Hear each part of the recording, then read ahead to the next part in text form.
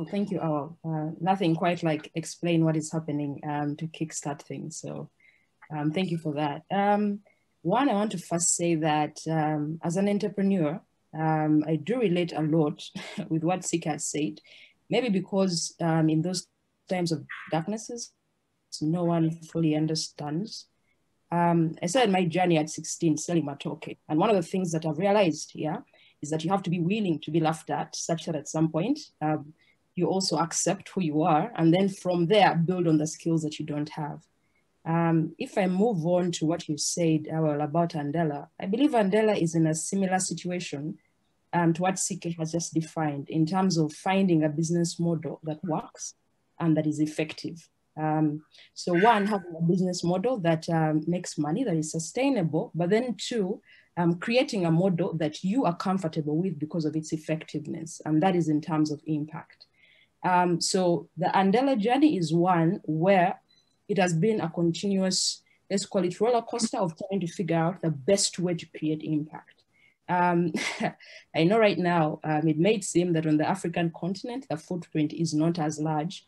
And again, relating back to my personal journey, where at some point I was part of big initiatives or trying to grow things, but then at some point you need to take a pause and just count stock. I believe Andela is at that point where it is counting stock and trying to figure out the best way to approach the Andela business model, which is creating opportunities for young people to reach out, and work with global organizations that need the skills that they have, and that is in software. So Andela is still in Africa. It's just that the model has changed. And what I mean by that is before while we were at universities, and I believe we trained about 10,000 Ugandans, those that were willing to start their journeys in software entrepreneurship.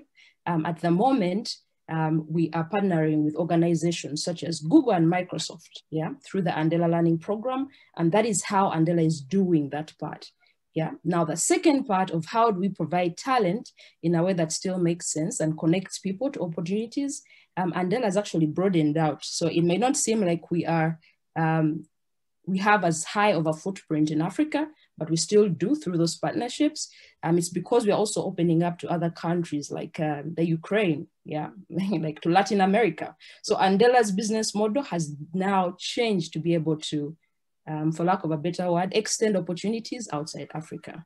So how does all of that tie into the innovation village?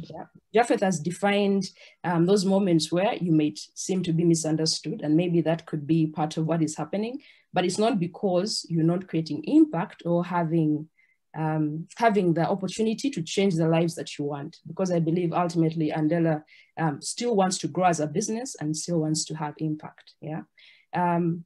Moving that forward, in terms of what can happen right now, and how can the innovation village potentially grow and scale, the most important thing that I've learned, for example, through one of our programs, and that is the Women in Tech, is that at the end of the day, it may seem like a push and pull, You would start with people who are passionate about wanting to grow and change, but ultimately, there will be a time where it seems like you are the one pushing the people that you want to change, until they get that idea, they buy into it, and then drive it themselves. And I think for Uganda, the Innovation Village might be at that point, It's at the peak where people are starting to acknowledge and realize what it could be, but there are still moments where the Innovation Village will have to drive the conversation and drive the trend setting. Now, those times are painful because ultimately everyone would want a place where the path has been laid. So my advice, the Innovation Village, would be similar to what may be happening with Andela, is that take pause, and in those moments where you need to drive yourself, where you need to set the trend, figure out how, that drive needs to happen, and then two, who needs to be on that journey with you, and then also acknowledge that it is not great, in those moments, but then also accept that there will be an opportunity where things will turn around. Okay.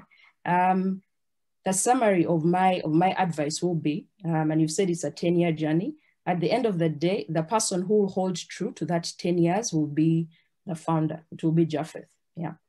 Even when people come and go, it will still be Japheth.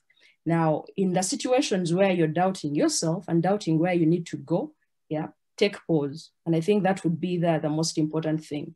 Take pause, restock, and then think about how it is that you're driving change. I hope all of that helps. One, give some context for Angela. That's fantastic. Yeah. All right. Yeah. No, thank you